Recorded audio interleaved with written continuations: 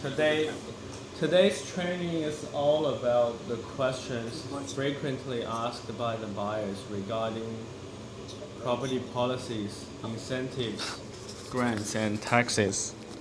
我还买了盆瓷，但是呢，我觉得放店里会养死那些养好。There are a few different types of buyers. Recently, I think the most question we got are from first home buyers because there's a lot of grants and policies about first home buyer. So what do they normally ask?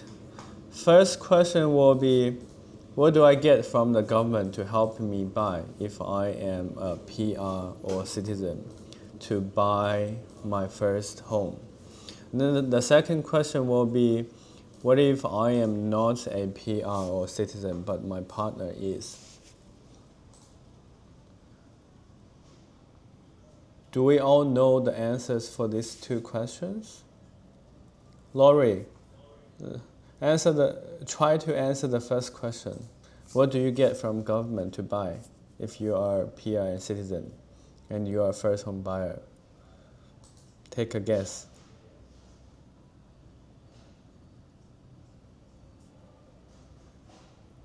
Is that the first home buyer granted? Yes, first home buyer grant. Anything else? And the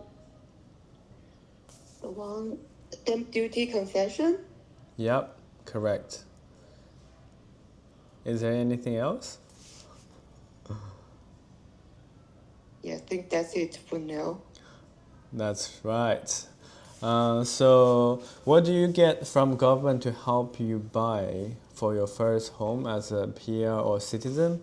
First, you will get 30K first homeowner grant. Secondly, you can have stamp duty concession on both new home and established home. But if you buy a new home, the property price has no cap, unlimited. You can buy as high as you can. But for established home, there's also concession for the stamp duty, but it has to be under 800K. If they are buying a second-hand house and above 800K, they will have no stamp duty reduction. So let's have a look at the first one, first homeowner grant. It's just being extended until next financial year, end of next financial year, which is 2026. It gives us 1 more year to sell first home buyer for those under 750K, which is a good news for us to sell new property.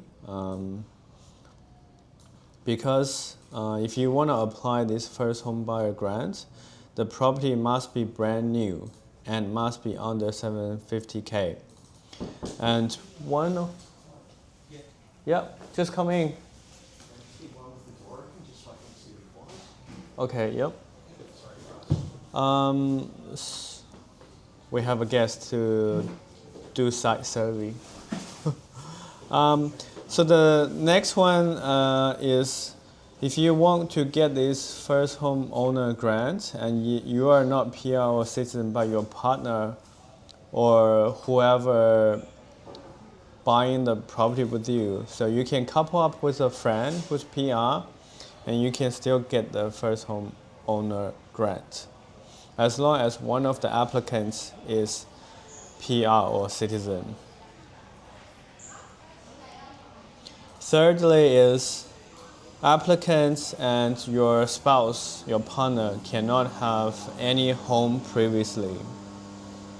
This is including properties worldwide, but they couldn't trace. So if you want to apply for this grant, you have to sign on a form saying you don't have any properties in anywhere previously. Lastly is you have to be at least 18 years old. This question got very frequently asked is, who to apply this grant and when can I get it? Tim, do you know the answer? Do you know the answer? For first homeowner grant, when you can get it? And who can apply for you? Your solicitor can apply for you, and I think you will receive after your settlement. Is there any other situation? Other situation, Yep. like Okay, so Tim is right about option 2. Yourself, the homeowner, the buyer, or the buyer's solicitor can apply for them after handover of the house. Means completion of the building. Once you move in, you can apply online, or you can, if you don't know how to do it, you can ask your solicitor to apply for you, but they will charge you a fee. But if your English is well, you can definitely search online to submit the application yourself. There's another option is it can be lodged by your bank, but mostly the biggest 4 banks like CBA, ANZ, Westpac, NAB, when you get a loan from them, they can lodge the application for you at the slab progress claim. That is the first progress claim. And if you get the loan from the 4 biggest bank, they will pay 30K to the builder for you.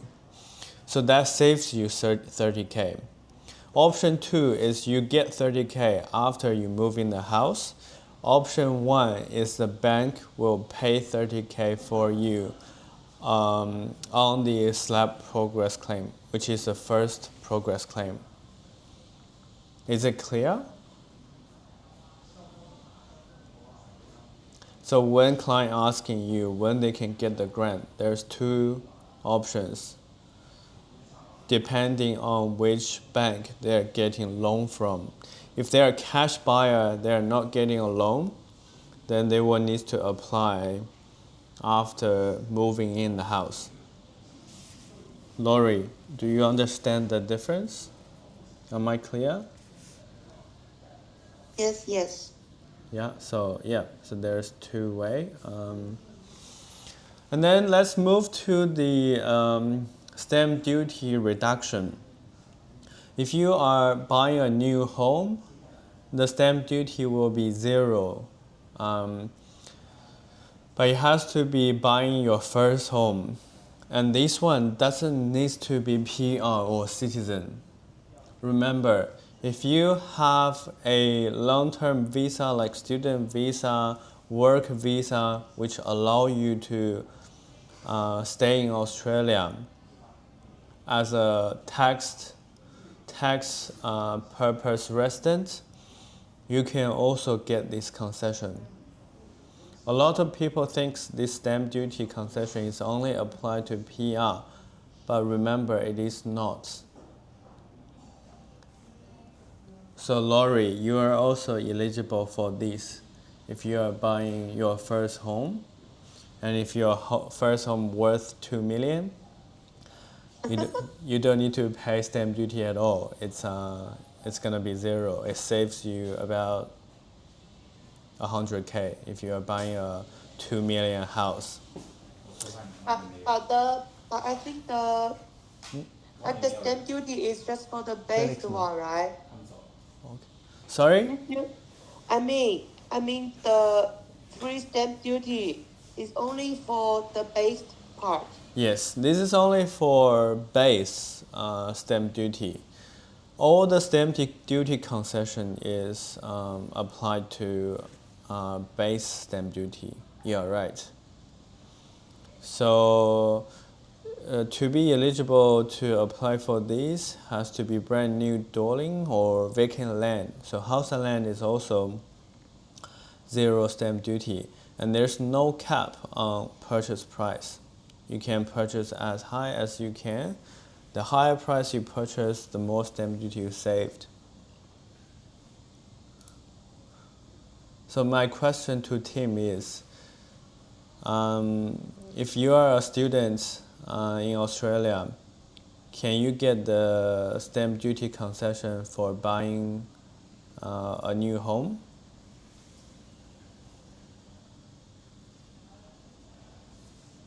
Tim, I got a question for you.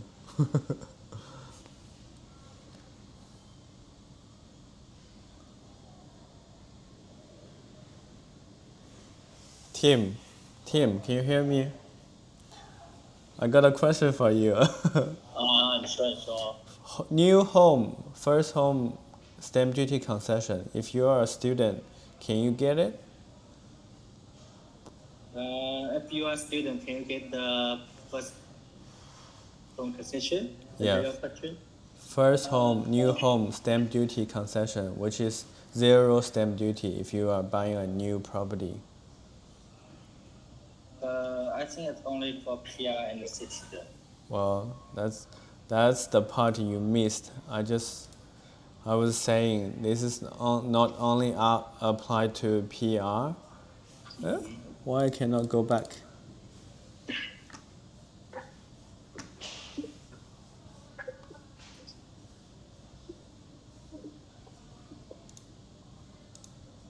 So for this one, first home, new home concession, zero stamp duty if you are purchasing a new home.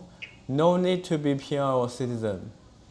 As long as you are living here, holding a student visa or work visa or any other long-term visa, you can get this concession.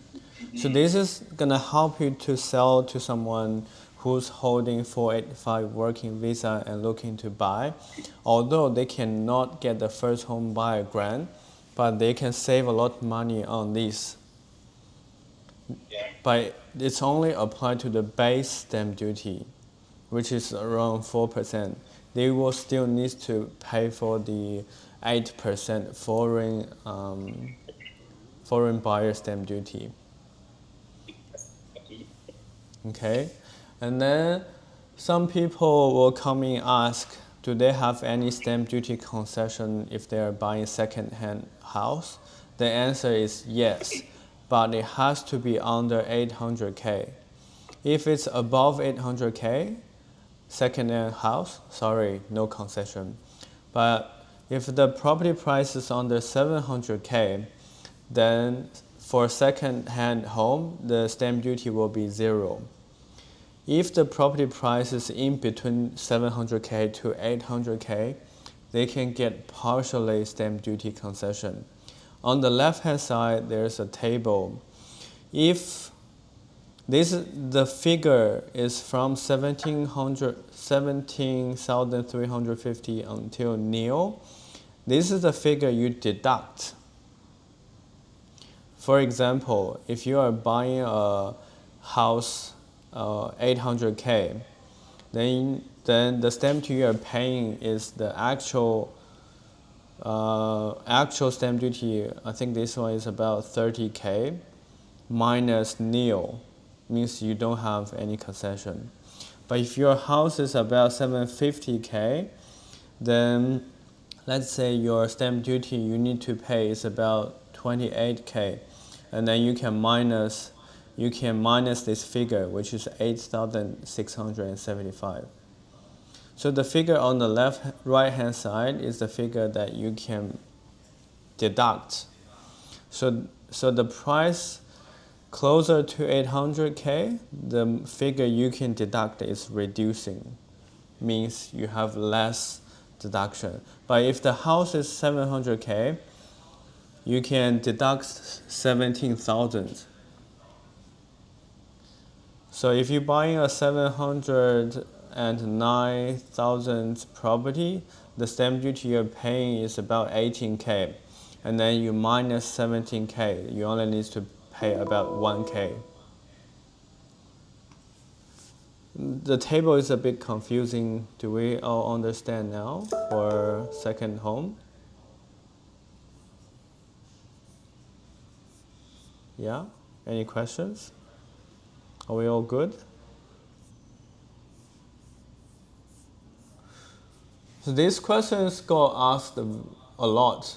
They want to compare of the stamp duty concession they are getting from buying new one and established one.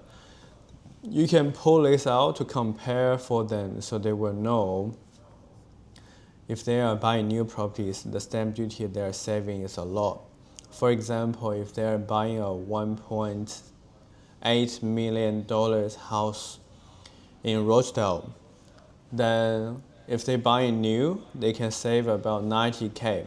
But if they are buying second hand, 1.8 million is more than 800K, so they will need to pay the full amount of stamp duty. So this will help you to sell new properties. The second question is, if I am not PR or citizen, I'm a foreign buyer, but my partner is PR, then what kind of grants and concessions we can get and what we cannot? Tim, do you know this answer? Try to answer this answer because you are a good example. If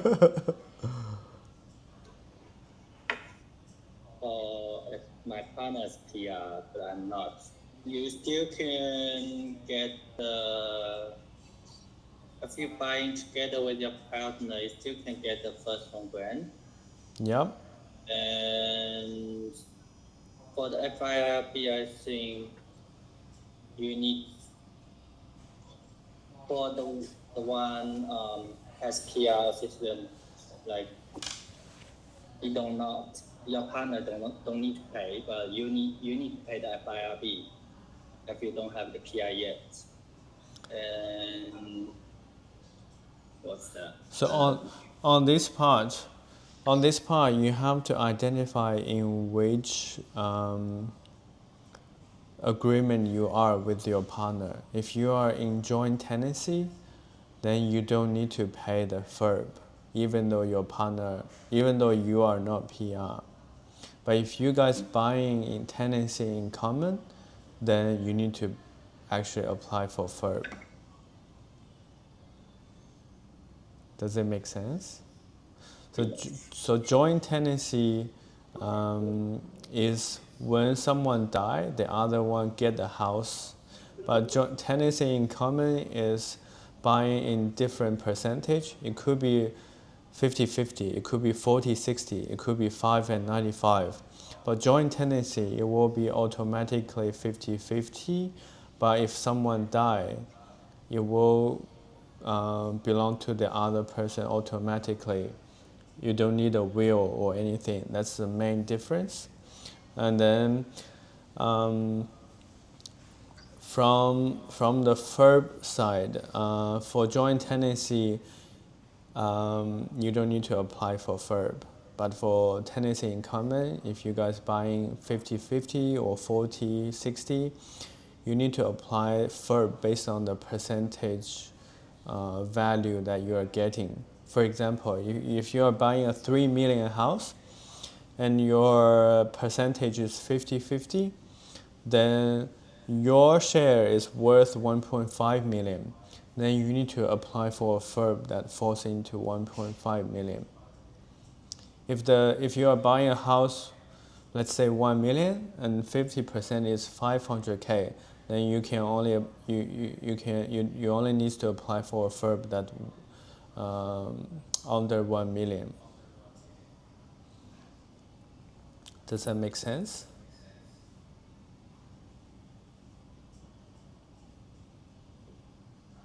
Yes, good. Okay. And then for base stamp duty concession, no matter which forms you are buying together, you will get the concession. Because as I said, you don't need to be a PR or a citizen to get the concession. You can even get the concession if you are holding student visa. But for the 8% foreign stamp duty, if you are buying in joint tenancy because you have 50% share, so you will need to pay 50% of value of the property times 8% as the stamp duty. For example, 1 million house, you have 50% share, so you just pay 8% times 500K. You don't need to pay the full amount. You just pay the shares you are holding. A lot of people are trying to avoid foreign stamp duty. They will choose to go with tenancy in common. And the foreign buyer will only hold 1% of the property or 5% of the property. For example, 1 million house, you hold 1%, then your shares of the value is only 10K.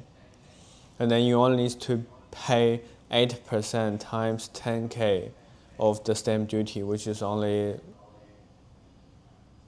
800. Am I right? Yes. Yeah, so you only need to pay 800 foreign stamp duty. But in this case, you need to pay FERB.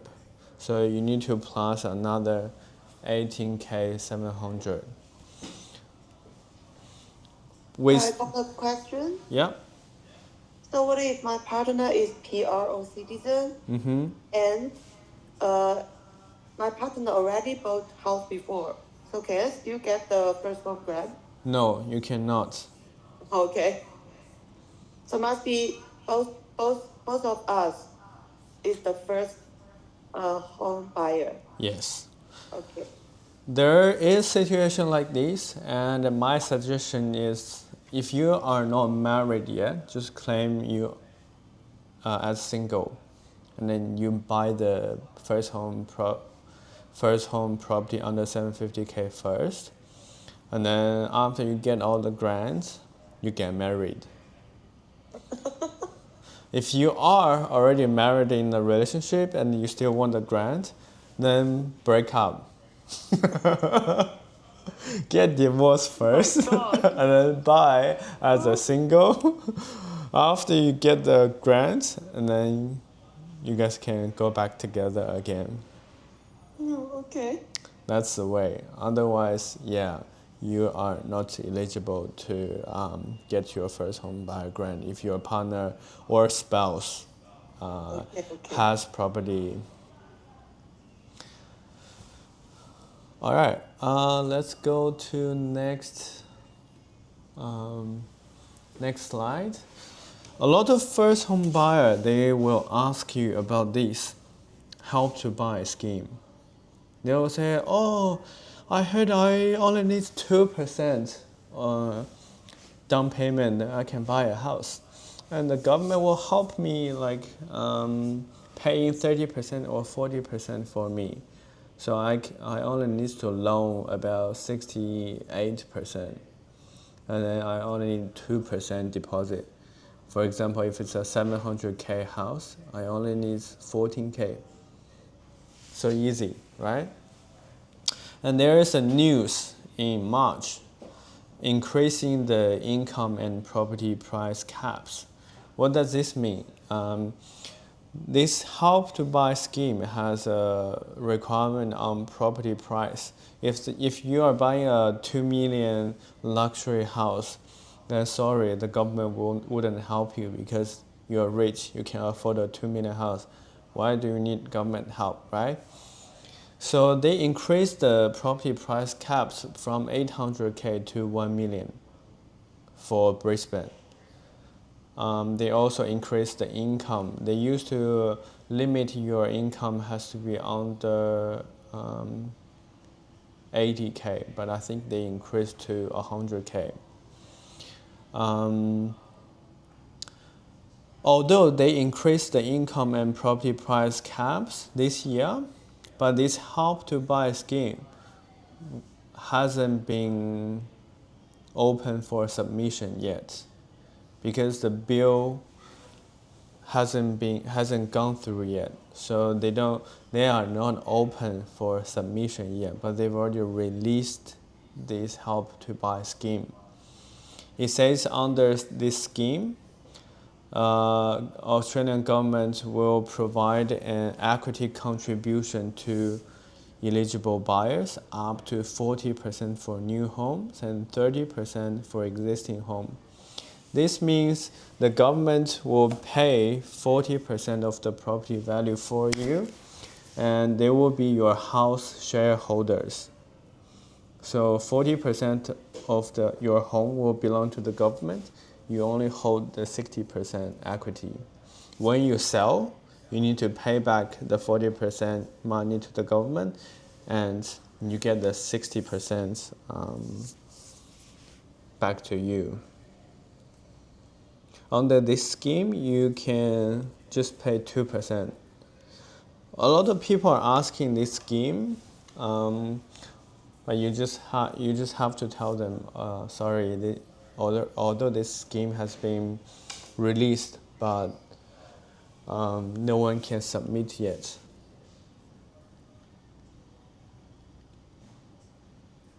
Okay, that's all the first home buyers normally ask. Do we have any questions, or do you want me to go a bit more about any questions on that part? I'm all good. Okay, the next part will be investors. What do investors normally ask? First, they will ask, what do I need to pay aside from property price? Because we will show them the property price, but other than the property price, there are also some other costs they need to consider, because the investor will care about all these numbers, figures. Are they making money? How much they're making after they purchasing, and how much cash they need to prepare to be able to afford the property and also pay all the other bills like solicitor fees, stamp duty, FIRB fee, etc. The second common asked question is, how much is the capital gain tax? CGT means capital gain tax. How much do they need to pay when they sell? Because when they sell, they make a profit, but they need to pay a lot of tax back to the government. And now the government will retain 16 or 17% of your property price on the settlement date. So you have to claim that money back after you sell the house. And then thirdly is, what's the difference if I am a foreign investor? Let's start from the first question. What do I need to pay aside from the property price? The biggest two figures are stamp duty when you settle the property. After you settle the property, the biggest outgoing cost will be land tax. There will also be other costs like council rates, wastewater, and utilities. Those will be reflected on our calculation form. So today, I wouldn't be talking about that part too much. We'll be focusing on the biggest cost item, stamp duty, also called transfer duty. So if you are buying an established property, the stamp duty is payable within 30 days after contract or unconditional date.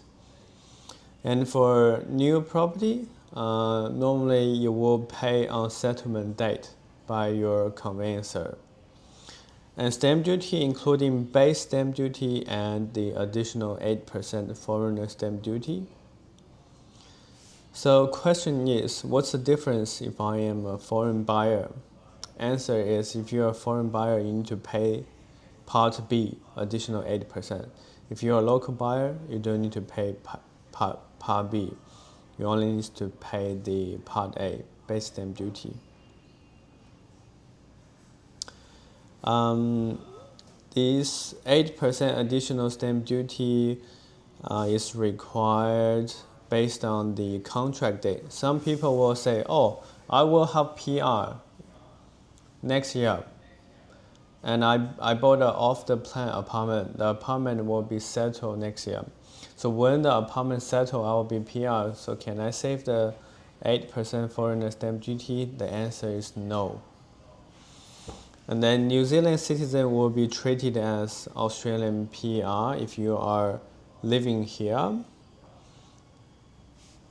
But if you are living in New Zealand and you are not here, when you sign the contract, you will be treated as foreign buyer. You need to pay for this 8% stamp duty. And how much is the other thing as a foreign investor? What you need to pay aside from property price is the FIRB fee. The FIRB fee is an application fee for buying a new or near new residential dwellings or vacant land from the state to the state. So until this financial year, the fee is listed on the left side. If you are buying a 1 million or less, the FIRB fee is 14,700, but normally it increases every financial year. So after June 2025, this figure might be changed. And currently, in February, there was a news announcement. Foreign buyer cannot buy established property anymore for 2 years. So in these 2 years are our best years because we mainly sell new properties. All the students or 485 working visa holders, they cannot buy second-hand property anymore. They have to buy new ones.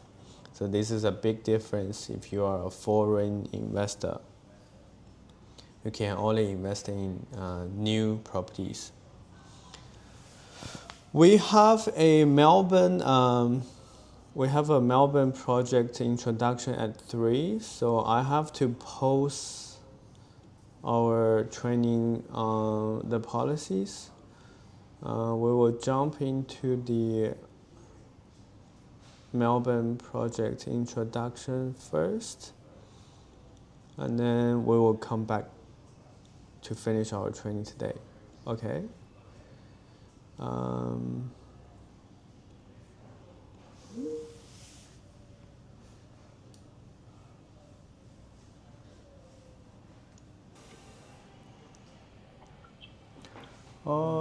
We'll finish the last part of the Queensland property policies, incentives, grants, and tax from last week. Where were we last week?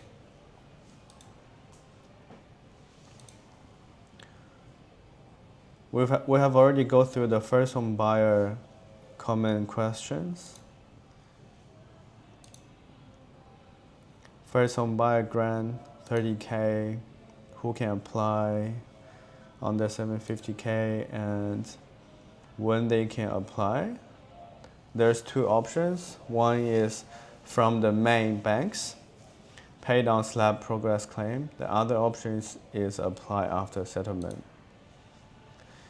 0 stamp duty if you are buying a new home. Do we need to? I met a client this morning and he doesn't know that if he's not PR, he can also apply for this.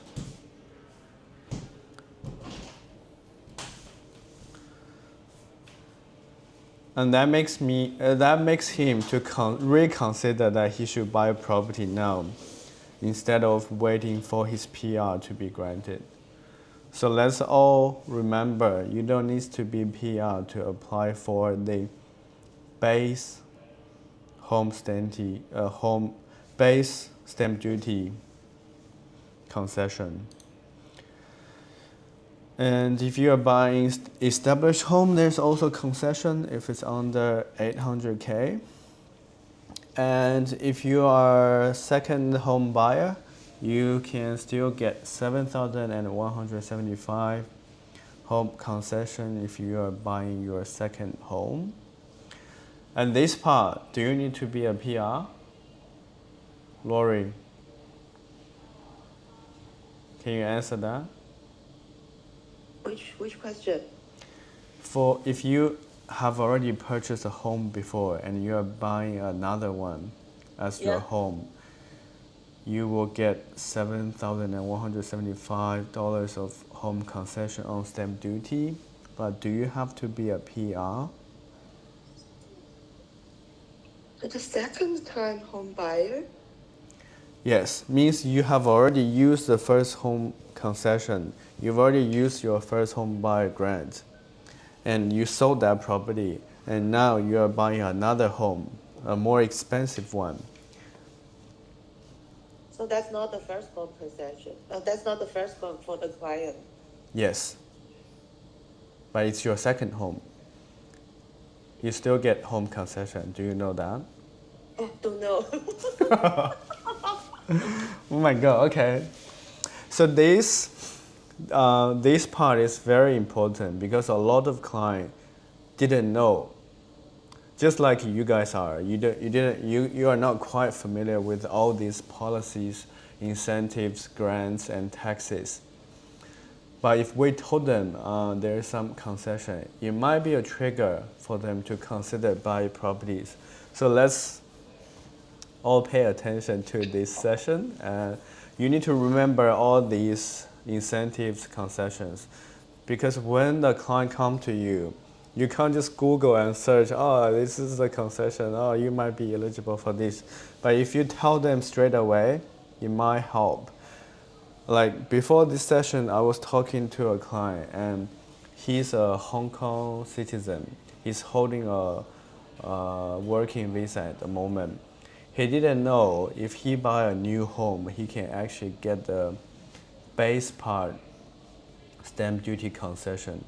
He only needs to pay the 8% additional foreign tax, but he also has the base part stamp duty concession. For example, if he buy a 1 million new townhouse, he only needs to pay the 8% foreign additional stamp duty. But for the base part, which is about 40K, he doesn't need to pay. And for this home concession, if he has already purchased a home before and he's buying his second home, no matter if you are PR or not, as long as you are a Australian tax resident, for example, if you are holding student visa or working visa, you still have 7K stamp duty reduction. And this is not only to new build, this is also applied to established home. As long as you are buying a house as your home, you have 7K concession on stamp duty. Okay, do we have any questions on this? No? Okay, we'll continue. We have also gone through this part last week. If your partner is a PR but you are not, what you will get, you still get the first home owner grant if you both have no home before. For FIRB, there's a difference between joint tenancy and tenancy in common. If you purchase in joint, you don't need to apply for FIRB. If you are tenancy in common, then you need to apply for FIRB based on the property value you are holding. For base stamp duty concession, you can get in both types. And for the 8% foreign stamp duty, joint tenancy you pay 50%. Tenancy in common you will pay based on your ownership percentage.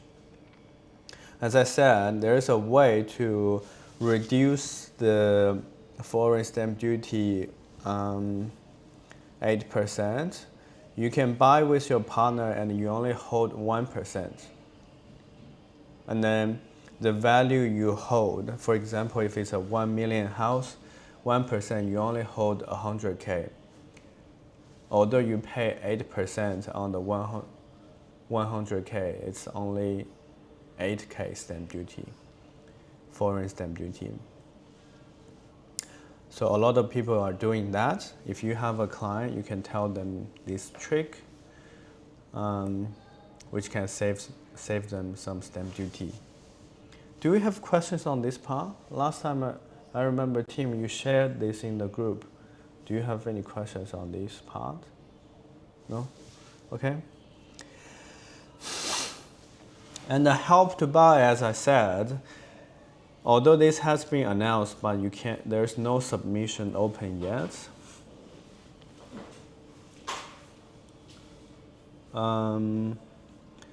Next part, what investors normally ask. Have we covered this part last week? Yes. I think we covered the stamp duty. Yes. Verb fee, we have already mentioned. And foreign buyer cannot buy established property. Land tax, have we mentioned land tax last week?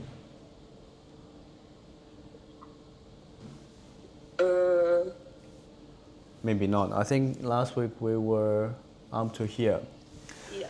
Yeah. So land tax is a very important cost for investors, because if you only own one home and it's your principal place of residence, you wouldn't be charged of land tax. Means if you own a luxury home, 2 million, but you live in there, would you get any land tax? Tim, would you get any land tax if you live in there? No. Yep, so no land tax for PPR, but if you are an investor, you would need to consider about land tax. But there's a threshold of 600K in Queensland. Means if your taxable value of your investment properties owned, no matter solely or jointly with your partner, you share the threshold of 600K. If you own multiple property and your land value above 600K, you will start getting land tax charge. And the rate is about from 600 to 1 million. There's 1 cent for each $1, which is 1%. From 1 million to 3 million, it's about 1.65%. Which means if you own 1 million value of land, you only get about 4,500 land tax, which is not much. And we have a threshold of 600K. If you hold one property, for example, if you have one property in Rochdale, your land value from the council probably lower than 600K. So even though if it's an investment property, you probably won't get land tax. And I think the land tax surcharge for absentee is something you don't know about. Tim, do you know what's the rate of the land tax surcharge for absentee? Or do you know what's this about? No? Okay. Laurie, do you know about the land tax surcharge for absentee? No. Okay, all right. So I think we all know about land tax, easy to understand, but there is actually an additional surcharge for absentee. In Queensland, absentee definition is you are not citizen, you are not PR, but you have an investment property in Queensland, and you are not living in Australia. you might have a client who live in China, but they hold investment property in Australia, and you actually get a land tax surcharge. The rate is 3%, and there's a threshold for this 3%. The threshold value is 350K, which means if you are holding an apartment in Queensland, your land value probably is lower than 350, so you wouldn't get this surcharge. But if you are holding a house and land and your land value is above 350, you probably would get this surcharge, and the surcharge amount will be your land value minus the threshold 350 times 3%. For example, if your land value is 1 million, and then you are a foreigner, you don't have PR, and you live in China, you never visit Australia, and your land tax surcharge will be 1 million minus 350K, and then times 3%. Your land tax surcharge is 19K per year. This is, yep. So this is something we need to help our client to calculate. If they don't have PR, they just holding a visitor visa, coming here and say they want to invest. And after they purchase a property, they went back to their country and they never come here. This is something needs to be considered in their ongoing cost. But there's a way to avoid this land tax surcharge, which is you just come to Australia on the 30th of June. As long as you are in Australia on that day, although you are not permanent resident, but if you're on that day, you wouldn't be considered as absentee, and you can actually avoid this surcharge.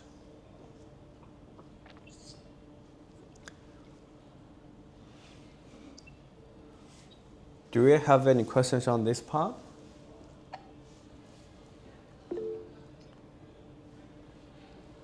Why? What do you mean why?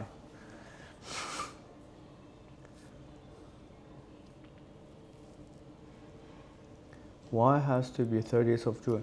Oh, that's the definition of absentee.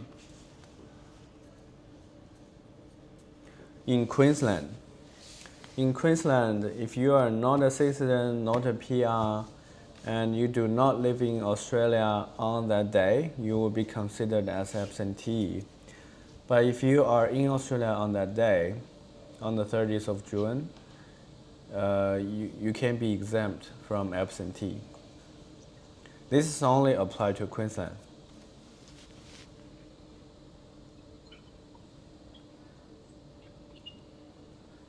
Any other question?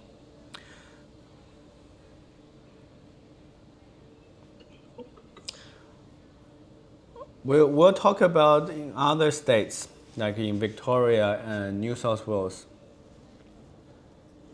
What if you are not PR but you are in Australia on that day? Then you can avoid this surcharge in Queensland.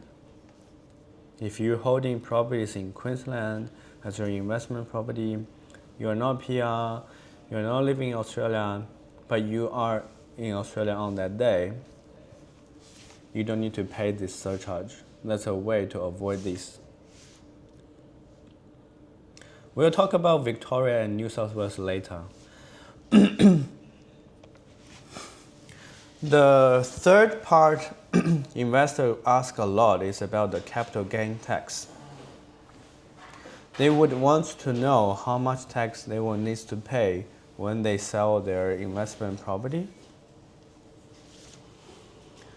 And if it's a main residence, the whole time you are holding, you live there all the time, And then there's no capital gain tax will be required. But if you say, oh, I live in there for a few years, and then I rented it out, but I rented it out less than 6 years, there's a 6-year rule applied. You sold within that 6 years, there's no capital gain tax will be required as well. And then if you purchase a property and you rent it out straight away, but you own the property more than 12 months, there's a 50% off on the capital gain tax. But this is only applied to local tax residents. Local tax resident means you hold at least like a working or student visa, and during that investment period, you are living in Australia. You hold that property more than 12 months, you have 50% off on the capital gain tax. But if you purchase a property, you rent it out, but you sell the property less than 12 months, then there's no capital gain tax concession at all. You have to pay full amount. And then if you are a foreign tax resident, capital gain tax will be applied to you, no concession. For example, there are some New Zealand citizen, they purchase a property in Australia, but they never come to Australia, they never live here.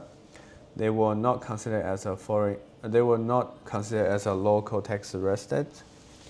Then they have to pay capital gain tax in full, which is 45%, goes to ATO.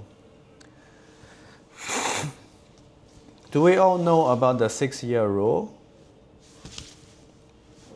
Tim, can you explain a little bit about the 6-year rule? Because you have a property and you have to know about this to avoid capital gain tax.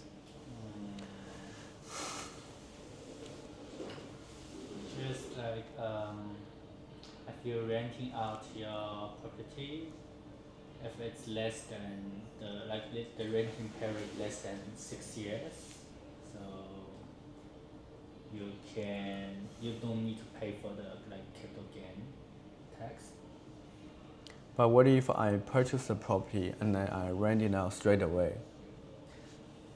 Renting out straight away. Do I still have 6-year rule apply? I think you still if you like within 6 years and you move back to your property. Actually, the answer is no. For example, Enric purchased an apartment. After he purchased an apartment, he never lived in there. This is Luminaire. And it's an investment property from the very beginning. Yeah.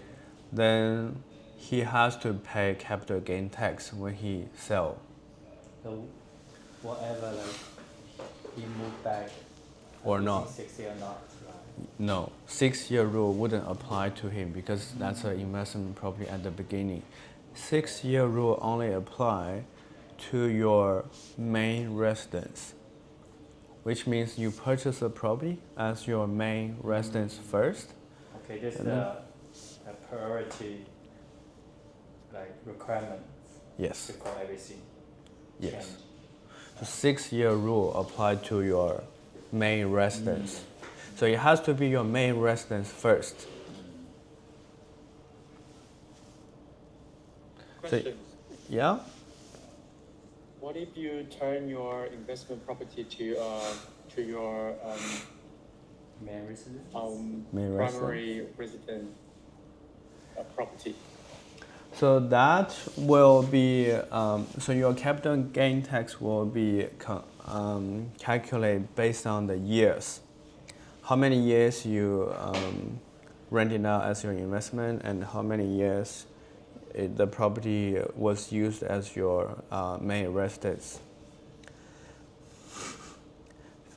For example, you rented out the property for 3 years, and then you move in as your main residence from the 4th year, and then you live there for another 3 years, and then your capital gain tax will be 50%.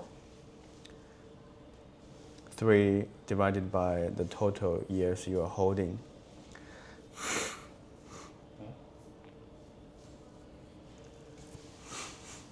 So it's not your main residence in the beginning. But you move in For after. example, if I rented out Luminaire for 3 years and then I decided to move back. Yep. And then you and live then I in. stay, and then stay there for like, for example, 3 years. Then when I sell it, so it's 50% of the capital gain I will need to pay. Yes. Because it was investment property for 3 years, and then it was 3 years for owner occupied. Yes. So the whole year you hold the property is 6 years, and then 3 years are investment. So half of the ownership is for investment. So they only charge you 50. Yeah. Another thing is you mentioned. I think there's a valuation thing related to this capital gain. Yep. So there's another way to try to reduce the capital gain tax you are paying is after your investment period end, you can ask for a valuer to do a valuation for you. And then, for example, you purchase a property for 1 million, and when you end that investment period, the valuation is 1.2 million. And then those 200K difference will be applied for capital gain tax. But after that, if you move in, all the increase after the 1.2 million will be no capital gain tax charged. So does that mean if I rent out Luminaire for 3 years and then I decide to make it as owner occupied, at that time I need to get a valuation? Yes. To lock the value when I move in. So when I sell it, I don't pay extra capital gain. When you sell it, So the value is if you sell at 1.6 million, means the 1.6 minus 1.2, 400K, that part you don't need to pay capital gain tax.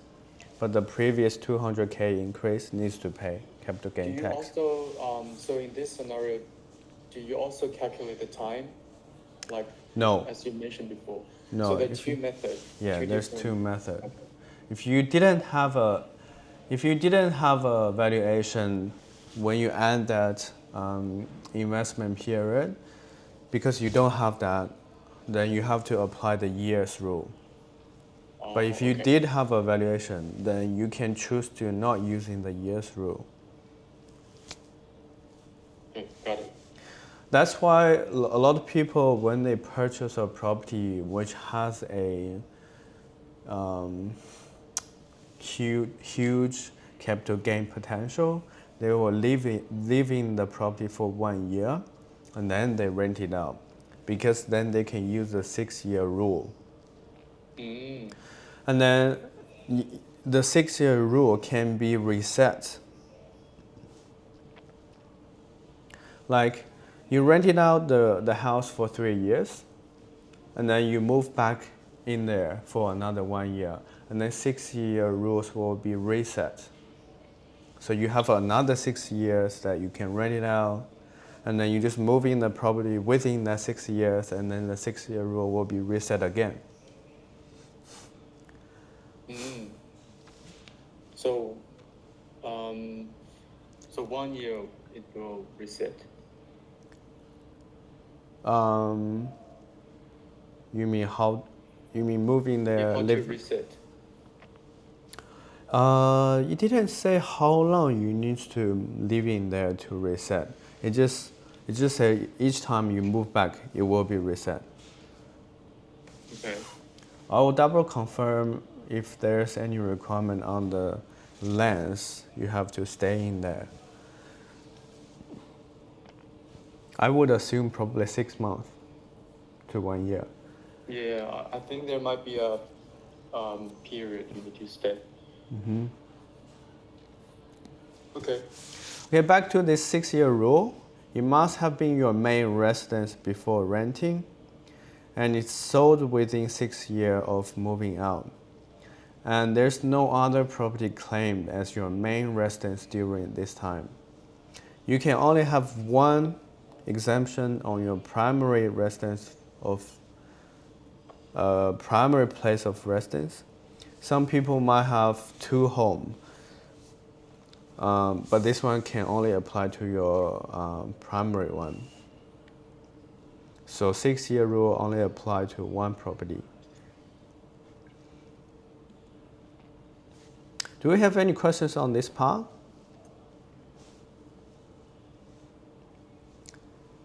If not, I'll just go back.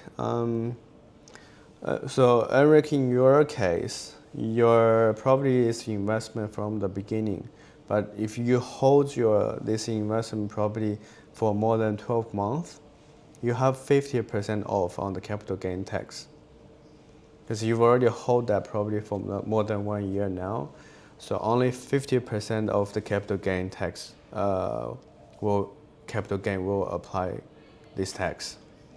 So you've already have some half of the concession.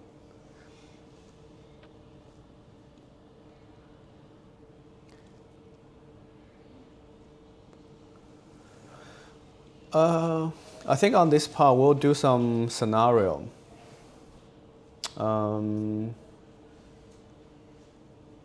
Like Tim, your own property. You have a apartment in Kangaroo Point, and now you have already rented out for 1 year. Over 1 year. Over 1 year, okay. So it's not 6 years yet. So you still have another 4-ish years to consider if you want to sell it or not. Within these 4 or 5 years, if you want to sell the property, do you need to pay capital gain tax? Within the 4 years? No. Yeah, so if you want to sell at a later date, suggestion is you can move back to the property for half or 1 year, and then the 6-year rule will be reset again.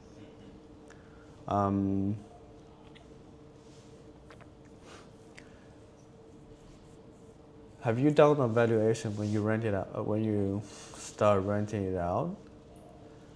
Yeah, I did. You did. Yeah, I think I did. Okay.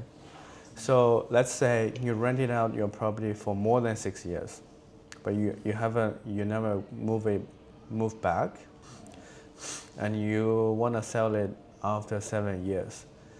How your capital gain tax will be calculated? So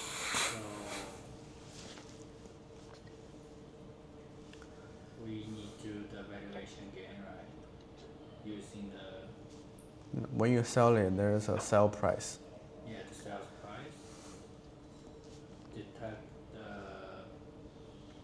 valuation price I did before. And by the percentage of the capital gain tax, right? We'll use an example. For example, you purchase a property, let's say for 600K. When you did the valuation, it's 1 million.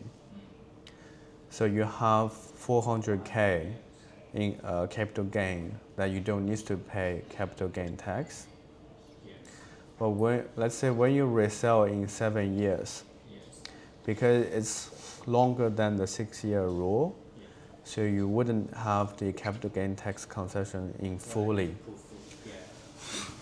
And then if you sell the property for 1.5 million, and at the point you did a valuation which is 1 million, then you only need to pay the 500K difference for the 500K capital gain to pay the tax. But you hold the property for more than 1 year, so and you're a local tax resident, so you actually have 50% reduction.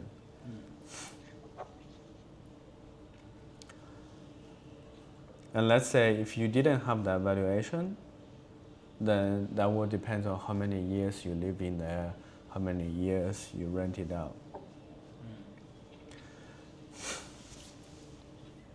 Okay, so 6 years is very important to reduce capital gain tax. If your client has a property that they live in there before and then they rent it out, it's better to remind them how many years have you rented out. Remember to reset the 6 year if they want to save the capital gain tax. This will help them save a lot of money.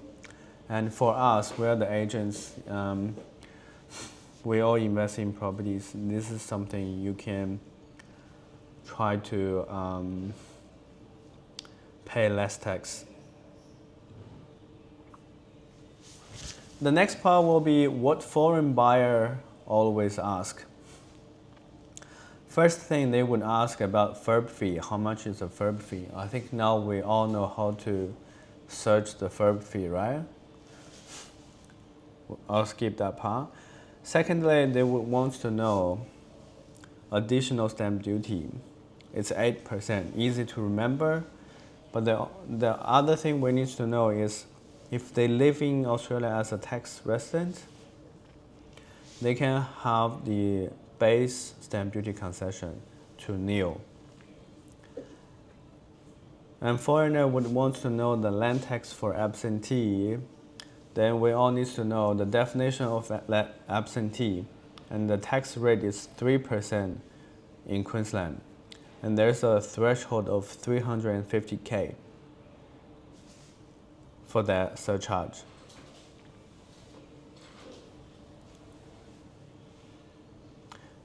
And for the absentee, there's a base land tax. Do they have base land tax threshold? Laurie, can you answer this question? Sorry, what's the question? If they are an absentee, Yeah. there's base land tax. There's also land tax surcharge. Base land tax, there's a threshold for local tax resident. Do you remember how much is the threshold? No. This is something you have to remember. 600K is the base land tax Oh, you mean threshold. Means if you hold a property and you are a local tax resident and your land value is lower than 600K, there's no land tax. Yeah. You only have land tax if you buy a land value more than that. But for absentee, do they have that base land tax threshold? Yes. No, they don't.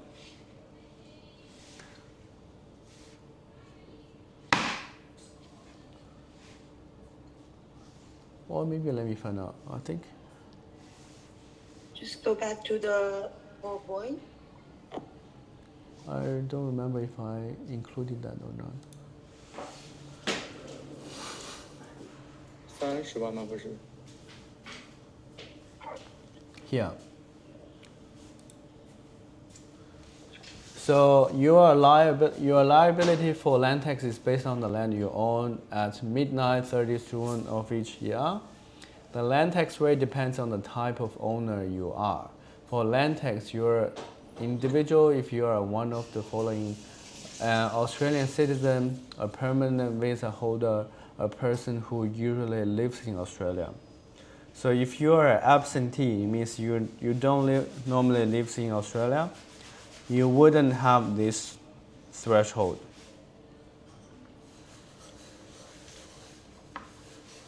Mm.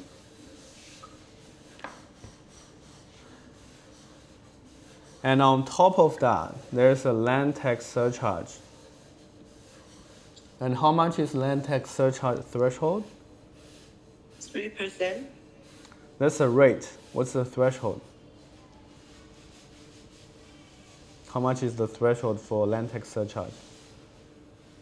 Tim, do you know? Land tax surcharge for absentee.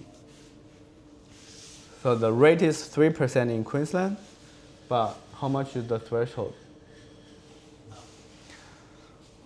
We all need to remember this. The land tax surcharge threshold is 350.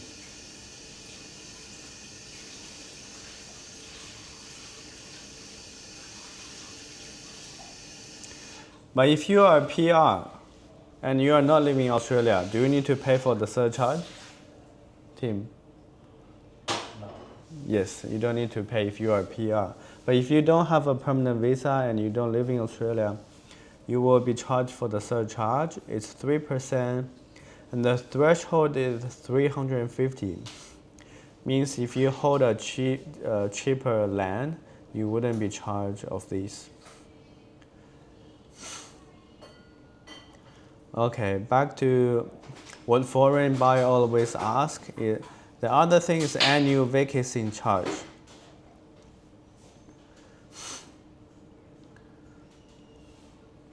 What is annual vacancy charge?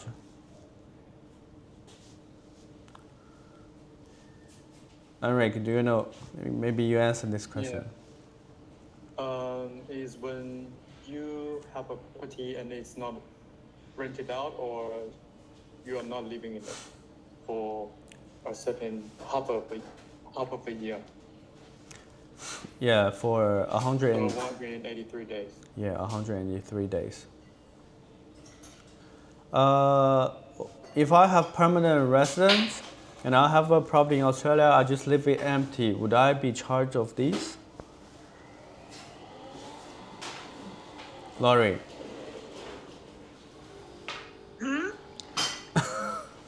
If I am a permanent resident and I move back to China and I have a property in Australia and I leave it empty, Then would you I, need to pay the vacancy fee. would I be charged of these? It depends on how long you stay in China. I just stay there the whole time, and I leave my property empty the whole time, like the neighborhood in Lucerne. She's leaving the apartment empty, and she's living in China the whole time. So it's empty there for 183 days. Yeah, then PR or need- not? If she's PR, would she be charged of this? No. If she's PR, no need. Yes. This is only applied to pure foreigner, like 舅妈, or or like my friend Li Jiang. They don't have PR. For Queensland only. Yeah, this is for Other Queensland. states is different. Yep. So you will only be charged for the annual vacancy charge to foreigners, and they are pure foreigner, no PR, and they leave the house empty for more than 183 days. And how much is the fee? Tim, do you know how much is the fee if you are gonna be charged? As the FERB. Yes, same as the FERB fee.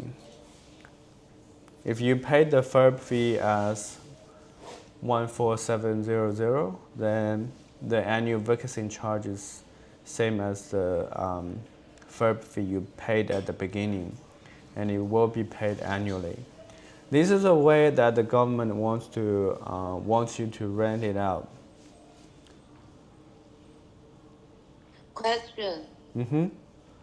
So this fee, the vacancy fee, Mm-hmm. if the person they just didn't come back to Australia, Yep. like Enrique's friend, Yep. so he need to pay this fee every year. If she's not PR, Yeah. And she purchased the property after 2017, May 9th. Then yes. For example, if Eric's friend purchased a property now and she leave it empty the whole time, and then yes, she needs to pay. Every year. Yeah, every year. The fee is Okay. equal to FERB fee. But Eric's friend doesn't need to pay this. It's because she purchased the property before that. Oh. But 舅妈 purchased the property after that date. So if she leaves her apartment empty, she will be charged the vacancy charge. And it's equal to the FERB fee she paid at the beginning. And you will be charged every year. That's why she rented it out.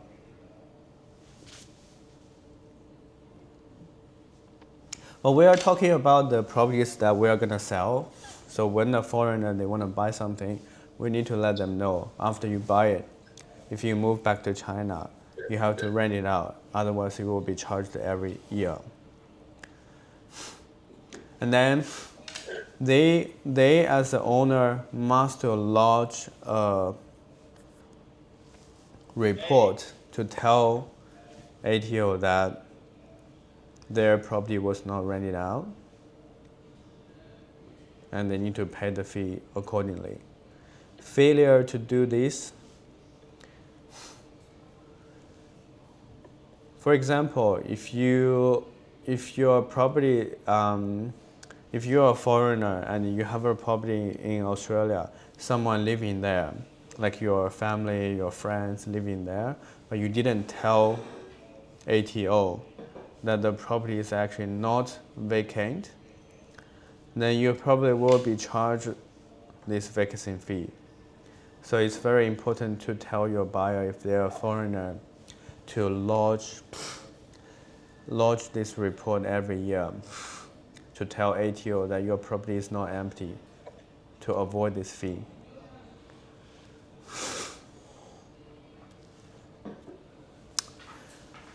But if accidentally you become permanent resident, then you don't need to worry about this. You can leave your property empty.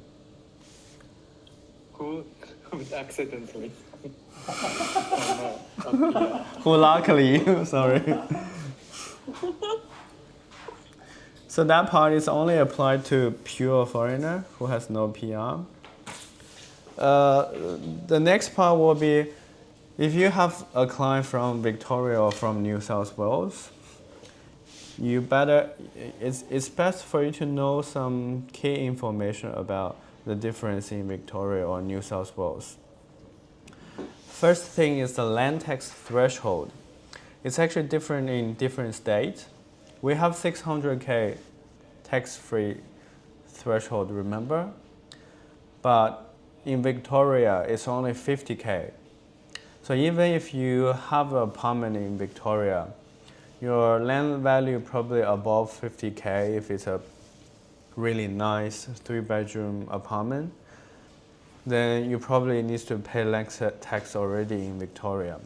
This is one of the reasons why Victoria apartment price not increasing, and a lot of investors are looking at other states. It's because their threshold has been reduced to a very low amount in 2024. Look at Queensland and New South Wales.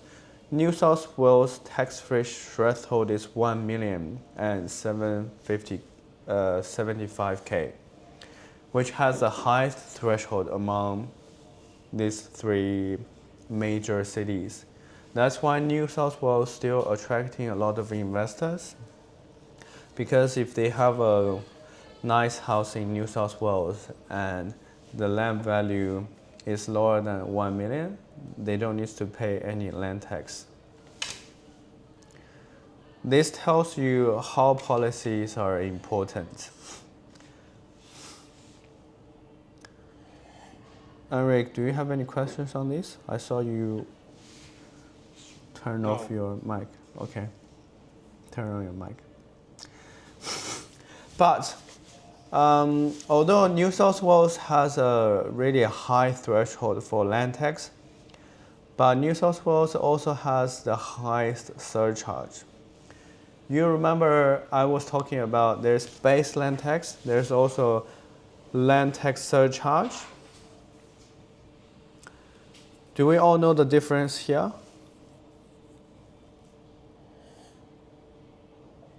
Yeah? Yes. Okay, I'll continue. So in Queensland, the surcharge rate is 3% as I introduced previously.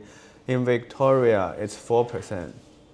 And then in New South Wales, it's 5%. But this only applies to absentee. But the absentee definition is different in each state. In Queensland and Victoria, as long as you are a citizen or permanent resident, it doesn't matter if you are living in Australia or not, you wouldn't be considered as absentee. But in New South Wales, it's quite different. Although you have permanent residence, but you are not living in Australia for more than 200 days, you will be considered as absentee. Thus, you will be charged 5% of the surcharge on the entire taxable value of your residence land. For example, you have 1 million worth value of land in New South Wales, and you have permanent resident, but you live in China for half of the year. Would you be charged of any base land tax? Laurie, can you answer this question? Sorry, what's the question? You are a permanent resident, Yeah, but half of the time you live in China. yeah, Your land value is 1 million. yeah. How much land tax you will be charged? For which state? For which day? Just the end of financial year, for every year. For that year which you didn't live in, for the year you only lived half of the days in Australia, which is less than 200 days. Yeah. Which state? Oh, sorry, New South Wales. You have a land in New South Wales worth 1 million.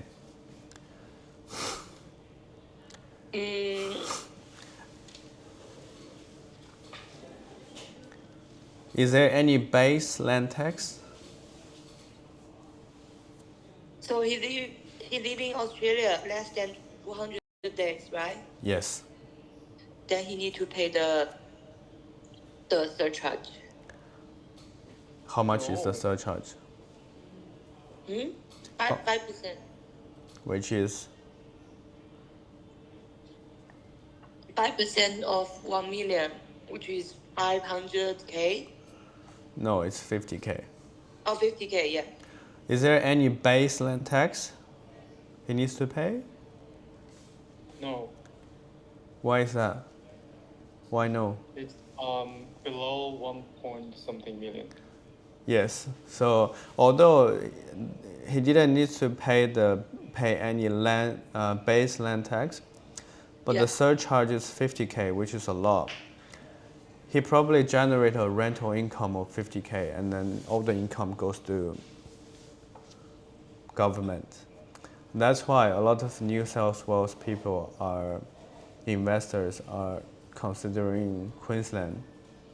Because Queensland, as long as you are PR, you don't need to pay this surcharge.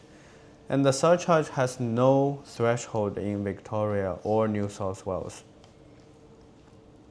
But in Queensland, as I said, there is a threshold of 350K for this surcharge. So after this comparison, we all know Queensland has quite a good advantage. Not only the surcharge rate is low, it also has a threshold of 350. And if you have PR, then you don't need to pay at all. But for this surcharge, we only introduce to pure foreigner. They come here, they just want to invest, they don't have any long-term visa. and we can do this comparison. Especially when you go back to your hometown and you talk to your friends or family in hometown, they want to invest. Of course, they would know Sydney, they would know Melbourne. They probably don't know about Brisbane. But now Brisbane has Olympics. Brisbane also has this land tax surcharge, which is less than other states and has a threshold. If they buy a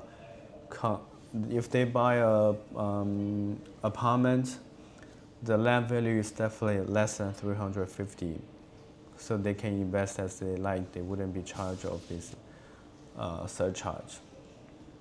But if you buy a property in Victoria, there's 4% surcharge on all taxable. Although if your apartment land value is only, let's say, 50K, and then you still will be charged 4% on that 50K every year, plus the base land tax.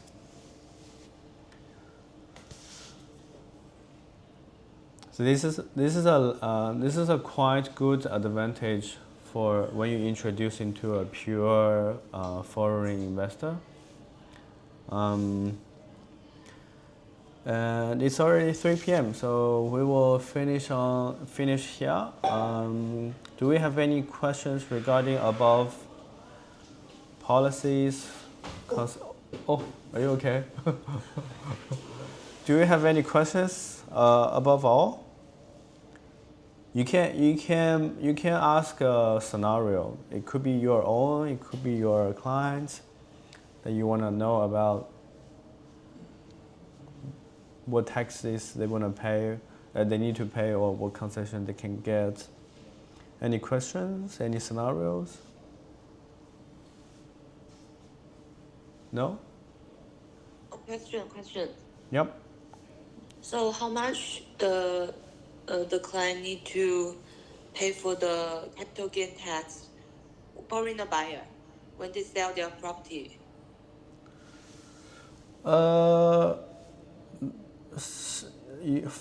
Pure foreign buyer. Yeah. They purchase an investment property. I would Yes. assume they never living there. They're not living there. It's a investment property for them.